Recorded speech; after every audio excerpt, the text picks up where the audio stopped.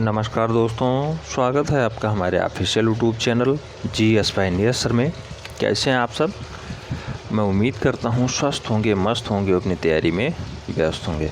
But आज का जो वीडियो है TGT PGT आर्ट से संबंधित है और TGT PGT आर्ट में टेस्ट पेपर 19 है। इससे पहले 18 टेस्ट हो चुके हैं। अगर आप लोग नहीं देखे हैं उन्हें देख लीजिए, नोट्स बना लीजिए। अगर नोट्स बना लेते हैं, क्रम वाइज टेस्ट आप दे देते हैं, तो उसके बाद आपकी तैयारी अपने आप ही बेहतर हो जाएगी। आप खुद कहेंगे कि हाँ, मेरा लगभग 30% तैयारी कंप्लीट हो गया। लेकिन इतने परेशान नहीं होना है। यहाँ पे टोटल 90 टेस्ट कराए जाएंगे, लगातार 90 टेस्ट होगा, ठीक है। और 90 टेस्ट में आपका परफॉर्मेंस पता चल जाएगा कैसा है। अभी मॉडल पेपर कराया जाएगा, उसमें भी आपका परफॉर्मेंस चलेगा, ठीक है। और प्रीवियस ईयर पेपर तो सॉल्व ही कराया जाएगा। तो सारे कन्फ्यूज़न आपके दूर हो जाएंगे। टेस्ट पेपर हो, मॉडल पेपर हो, प्रीवियस ईयर पेपर हो, या फिर जो आपका सिलेबस डिज़ाइन है, इस सिलेबस को भी पूरा का पूरा पढ़ाया जाएगा। तनिक भी परेशान नहीं होना है, पूरा का पूरा सिलेबस कंप्लीट पढ़ाया जाएगा। और जो है इसका नोट्स भी व्हाट्सएप ग्रुप पे मिल ही रहा है। जो बुक्स है वो आपको प्रोवाइड करा दी गई है। अच्छा, बहुत सी क्वेरीज़ अभी आ रही हैं, बहुत सी क्वेरीज़ आ रही हैं। इस पे हम लोग हो सकता है आज शाम को लाइव आएँ, बात करें, ठीक है। तो आइए हम लोग टेस्ट पेपर 19 देते हैं, उसके बाद जो है चर्चा करेंगे। प्रश्न सभी महत्वपूर्ण हैं, सभी प्रीवियस ईयर के हैं, तो इसलिए कोई भी प्रश्न हल्के में नहीं लेना है, नोट डाउन अवश्य कर लेना है। प्रश्न संख्या 1 कह रहा है बनारस शीर्षक की श्रृंखला के रचनाकार हैं। तो बनारस शीर्षक से जो रचनाएँ करने वाले रचनाकार जी हैं उनका नाम बताना है। ऑप्शंस हैं रेखा रोडविट्टिया, खास्तगीर, जय झरोटिया या फिर दिलीप दास गुप्ता। तो मूल रूप से बनारस शीर्षक जो अपनी कविताएँ लिखते हैं उनका जन्म शिमला में होता है। शिमला हिमाचल प्रदेश का क्षेत्र होता है। 1931 में उनका जन्म होता है। नाम है दिलीप दास गुप्ता, राइट आंसर बनेंगे दिलीप दास गुप्ता। तो बनारस शीर्षक से रचना लिखने वाले रचनाकार का नाम है Dilip Das Gupta. D is the right answer. प्रश्न संख्या 2 बहुत ही महत्वपूर्ण प्रश्न है। ज्यामितीय चित्र प्रकृति के रचनाकार हैं। तो प्रकृति के रचनाकार कौन है बेटा? ऑप्शंस हैं SH Raza, Tyeb Mehta, J Swaminathan, A Ramachandran. Right answer क्या हो जाएगा यहाँ पे? तो अगर हम लोग बात करें ज्यामितीय चित्र प्रकृति के रचनाकार, तो प्रकृति को रचने वाला या प्रकृति को बनाने वाला मूल रूप से है SH रजा। ऐसा चित्रकार का नाम है SH रजा। SH रजा का संबंध MP मध्य प्रदेश से है। इनका जन्म मध्य प्रदेश में होता है, याद रखना है। कई बार जन्म पूछ लिया जाता है, कब होता है? 1992 में होता है, ठीक है, 1992 में होता है। कितने प्रश्न आपके सही जाते हैं ईमानदारी के साथ ज़रूर बताना है, और जो है वीडियो एक बार शेयर ज़रूर कर देना है। प्रश्न संख्या 3 की बात करते हैं। बिजूका चित्र श्रृंखला संबंधित है। बिजूका चित्र श्रृंखला मूल रूप से संबंधित है। ऑप्शंस हैं दीप्तस घोष, हेमराज, राजेंद्र प्रसाद, अवधेश मिश्रा। तो बिजूका चित्रण की अगर हम लोग बात करें तो मूल रूप से उत्तर प्रदेश को निवासी हैं और फैज़ाबाद के रहने वाले हैं। बहुत ही अच्छे कलाकार हैं। वाराणसी और लखनऊ के उच्च लेवल के कलाकार माने जाते हैं, चित्रकार माने जाते हैं। शीर्षक उनका बिजूका है। नाम हो सकता अब आपको पता चल गया हो। उनका जन्म 1970 में होता है, मैं कई बार चुका हूँ, और 1970 में फैज़ाबाद में होता है। अब उसका नाम जो है परिवर्तित हो गया है, अयोध्या जनपद नाम हो गया है। नाम है उनका अवधेश मिश्रा जी। अवधेश मिश्रा जी जो है बिजूका नाम की एक चित्रण श्रृंखला चलाते हैं, उसमें इन्होंने चित्रित किया है। तो बिजूका जो है श्रृंखला किसका है? अवधेश मिश्रा जी का। 1970 में जन्म होता है, फैज़ाबाद उत्तर प्रदेश में, ठीक है। लखनऊ और जो है बनारस के बहुत ही अच्छे कलाकार माने जाते हैं अवधेश मिश्रा जी। प्रश्न संख्या 4 पूछ लिया गया बादामी गुफा किस राज्य में स्थित है। बहुत ही महत्वपूर्ण प्रश्न है। कल हमने बादामी गुफा को बहुत अच्छे से पढ़ा है, जिसमें हमने देखा है बादामी गुफा से क्या क्या प्रश्न बनते हैं, खोज किसने की थी, कहाँ पे है, डिस्ट्रिक्ट कौन सा है, मंदिर क्या पाए गए, क्या वहाँ खूबियाँ हैं, कितने चित्र मिले, सभी पे हमने बहुत विस्तार से बात की थी। तो अगर आपने बादामी गुफा से संबंधित नोट्स बना लिए होंगे तो अब बादामी गुफा से संबंधित जितने भी प्रश्न आएंगे आप आराम से सॉल्व कर ले जाएंगे, ठीक है, तो इसका राइट आंसर आपके समझ में आ गया होगा। बादामी गुफा किस राज्य में स्थित है? ऑप्शन है महाराष्ट्र, केरला, मध्य प्रदेश, कर्नाटका। राइट आंसर क्या हो जाएगा बेटा? तो राइट आंसर यहाँ पे बीजापुर जिला कर्नाटका हो जाएगा। अच्छा, कुछ लोग सोच रहे होंगे ये प्रश्न प्रीवियस ईयर में आया है, तो हाँ, यही प्रश्न प्रीवियस ईयर में आया है, इसीलिए मैं कहता हूँ ज़्यादातर गुफाएं सीधे प्रदेशी पूछता है या सीधे जिला पूछ लेता है, किस जिले में संबंधित है। ठीक है, तो बीजापुर जिला कर्नाटका दक्षिण भारत का क्षेत्र है। बादामी गुफा है, चालुक्य वंशी राजा इसे जो है अपडेट करते हैं, बनवाते हैं। ठीक है, राइट आंसर डी हो जा रहा है। प्रश्न संख्या 5। प्रश्न संख्या 5 कह रहा है मुगल चित्रकला शैली का स्वर्ण युग कहा जाता है। ये स्वर्ण युग लिखा हुआ है बेटा, स्वर्ण युग। मुगल चित्रकला शैली का स्वर्ण युग कहा जाता है किसके काल को?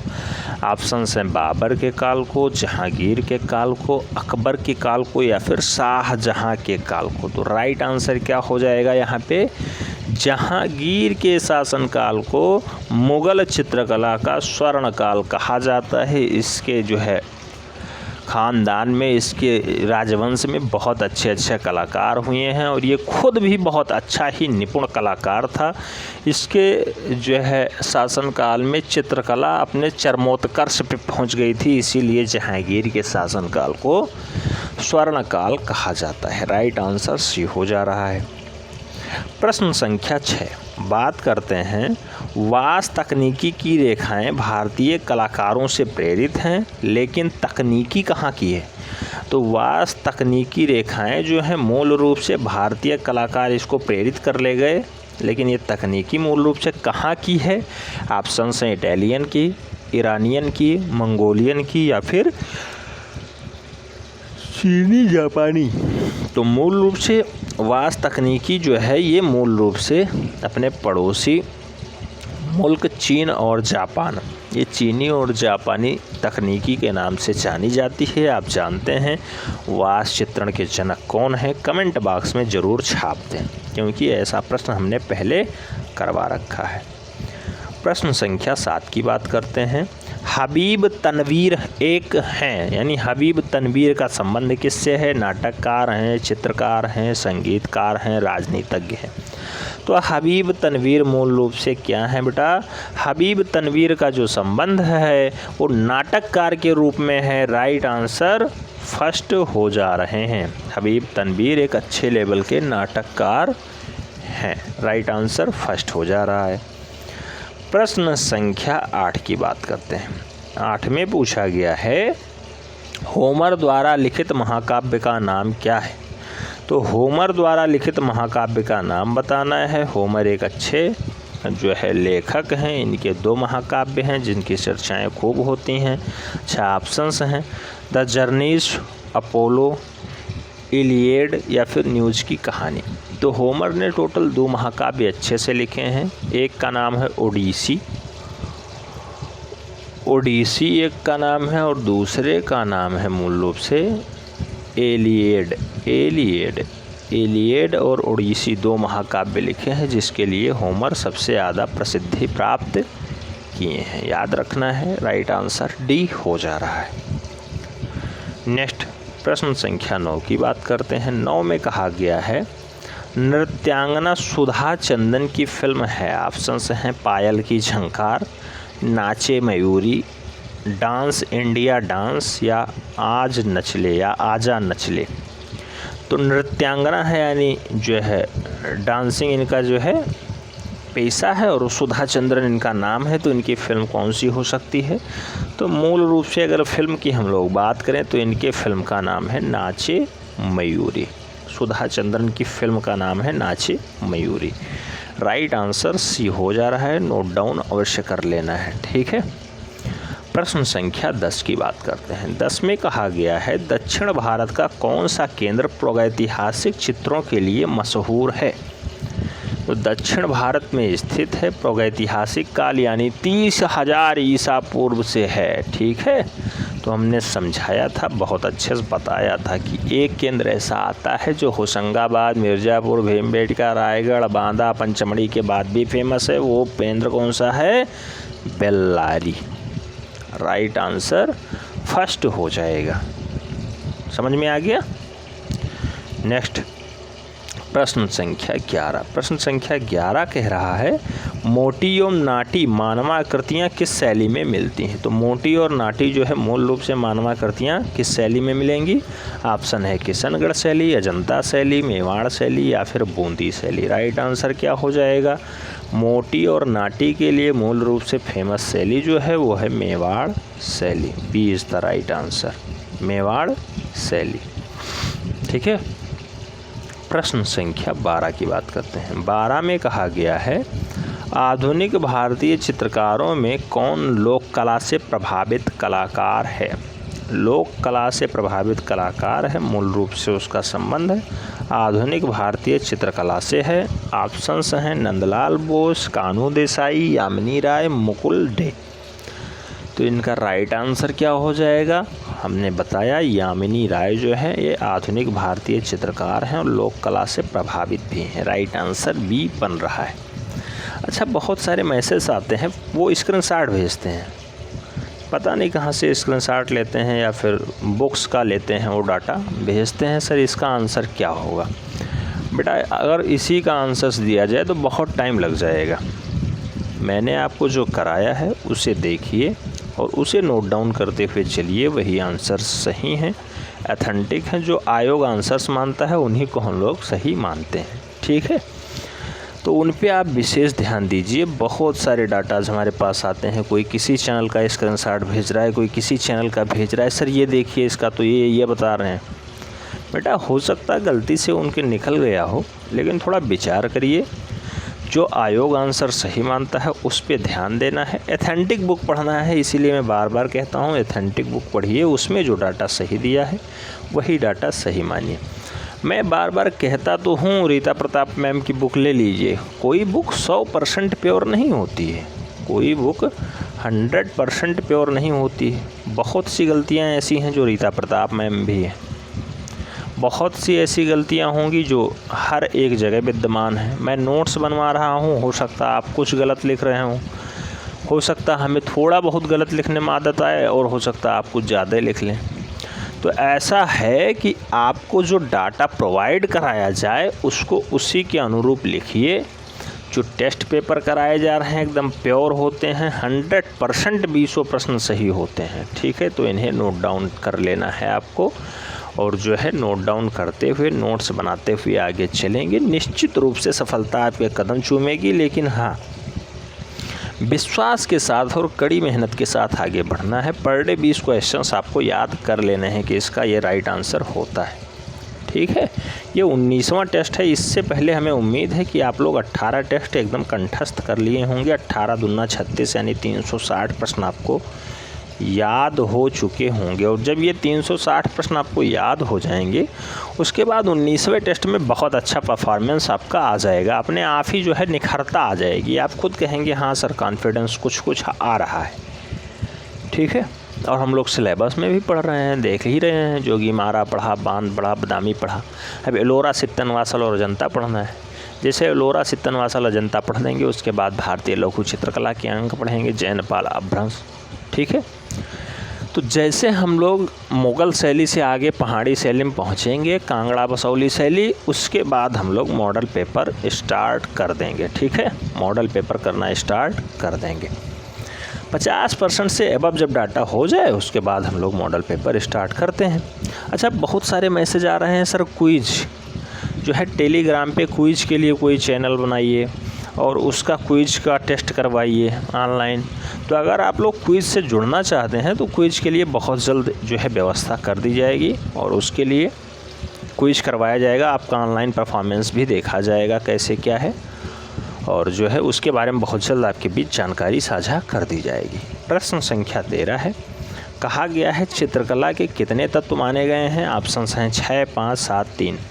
मूल रूप से चित्रकला के 6 तत्व होते हैं। याद रखना है 6 तत्व कौन से हैं? रेखा, रेखा के बाद वर्ण, वर्ण के बाद तान, तान के बाद गठन, गठन के बाद आकृति, और आकृति के बाद क्या आता है? अंतराल आता है, अंतराल।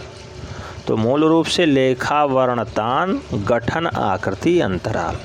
याद रख लेना है। चित्रकला के टोटल 6 अंग होते हैं। फर्स्ट इसका राइट आंसर बन रहा है रेखा, वर्ण, तान, गठन, आकृति, अंतराल। 6 अंग इस टाइप से होते हैं।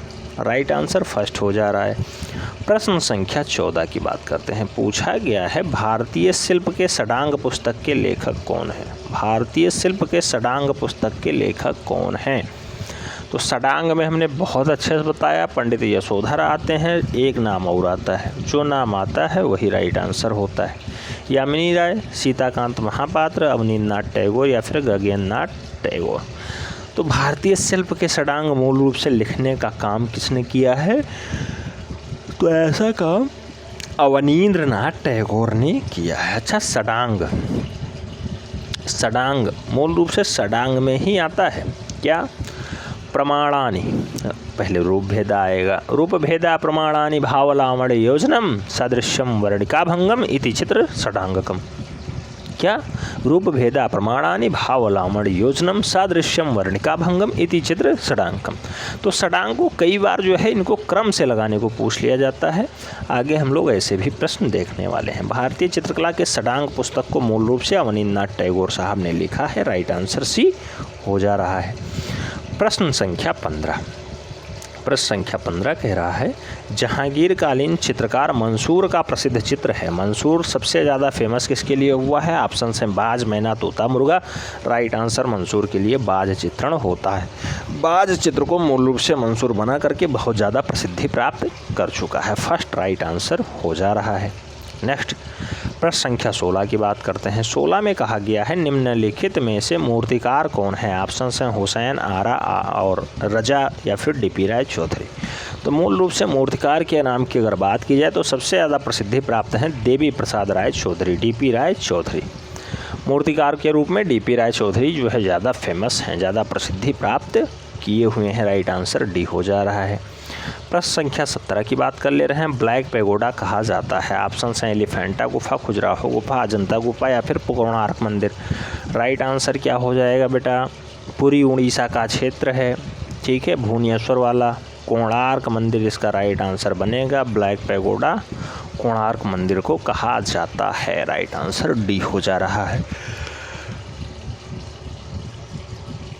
प्रश्न संख्या 18 की बात करते हैं। पूछा गया है प्रीहिस्टोरिक इंडिया नामक पुस्तक किसकी है? W Anderson, Stuart Piggott, professor junior या फिर डीएस गार्डन। तो प्रीहिस्टोरिक इंडिया नामक पुस्तक के रचनाकार कौन हैं बेटा? इसके रचनाकार मूल रूप से कौन है? स्टुअर्ट पिगार्ड जी हैं, स्टुअर्ट पिगार्ड। अच्छा, हमने पुस्तकों पे भी चर्चा की थी। लगभग 8-10 चित्रकार और उनके पुस्तक हमने बात की थी। उन्हें आप अगर नोट डाउन कर लिए होंगे तो निश्चित रूप के आपके सभी प्रश्न सही हो रहे होंगे। बस करना क्या है, नोट डाउन कर लेना है, 2-3 बार उसे देख लेना है, याद हो जाएगा। ठीक है, तो प्री हिस्टोरिक इंडिया पुस्तक बहुत महत्वपूर्ण है, बहुत बार रिपीट हुई है, इसीलिए इसका राइट आंसर स्टुअर्ट पिगार्ड ही बार बार बन रहे हैं। राइट आंसर सी हो जा रहा है। सेकंड लास्ट क्वेश्चन कह रहा है विख्यात महेश मूर्ति राकट, विख्यात महेश मूर्ति राकट मूर्ति कहाँ पे स्थित है? ऑप्शन हैं सारनाथ, अमरावती, एलिफेंटा, सिंगरिया। तो महेश मूर्ति राकट मूर्ति मूल रूप से कहाँ पे स्थित है? ऐसा काम एलिफेंटा गुफा में है। राइट आंसर बी हो जा रहा है। अच्छा, लास्ट क्वेश्चन आ गया, बहुत ही महत्वपूर्ण क्वेश्चन है लास्ट वाला, 20 नंबर का क्वेश्चन है। कह रहा है भारतीय चित्रकला के षडांग का सही क्रम पहचानिए। मैंने पहले कहा था रूप भेदा प्रमाणानि भावलावण्य योजनम सदृश्यम वर्णिका भंगम इति चित्र षडांगकम। तो पहले क्या आएगा? रूप भेद। दूसरे नंबर पे प्रमाण, तीसरे नंबर पे भाव, चौथे नंबर पे लामड़ योजना, पाँचवें नंबर पे सादृश्य और छठवें नंबर पे वर्णिका अभंग आता है। तो पहले नंबर पे रूप भेद आ गया, दूसरे नंबर पे प्रमाण आ गया, तीसरे नंबर पे भाव आ गया, चौथे नंबर पे लामड़ योजना आ गया। लामड़ योजना के बाद पाँचवें नंबर पे सादृश्य आता, अगर पाँचवा नंबर भी होता सादृश्य, छठवां नंबर आता वर्णिका भंग, वर्णिका भंग। तो इस टाइप से इसका राइट आंसर क्या हो जाता, फर्स्ट इसका राइट आंसर बन रहा है। तो कुल मिला के 20 प्रश्न आपने देखे। कितने प्रश्न आपके सही गए ईमानदारी के साथ ज़रूर लिखना है। वीडियो एक बार ज़रूर शेयर कर देना है बेटा। साथ ही साथ मैं कहता हूँ वीडियो लाइक कर दीजिए, बहुत ज़्यादा मेहनत लगती है वीडियो बनाने में, ठीक है। और इसकी PDF file WhatsApp paid group पे ज़रूर भेज दी जाएगी। मिलते हैं नेक्स्ट वीडियो में, तब तक के लिए जय हिंद।